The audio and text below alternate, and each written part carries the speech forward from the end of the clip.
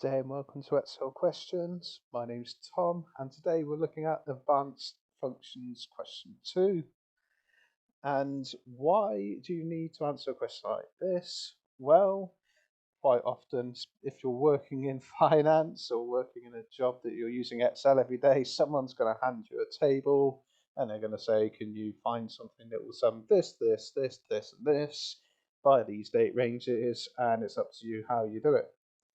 And this is very much an example like that.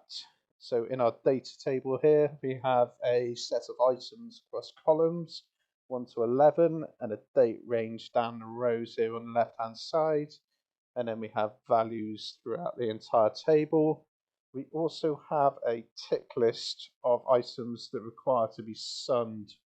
Now, as you may well know, SUMIF will not do this for you, especially not having to change this tick list. I can't take that off, put a turn on item 2 and have the formula adjust and adapt to that. You could do it technically with a SUMIF very manually selecting those columns, but say you wouldn't be able to switch them with a tick list like this. So I hope you've already answered and have a grip on Advanced Functions question 1, because you'll need those skills in this question.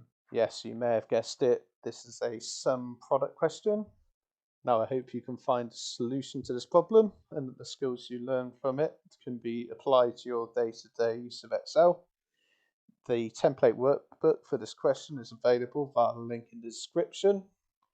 And that sums up the what of this question. How you solve it is entirely up to you. Thank you very much and have a good day.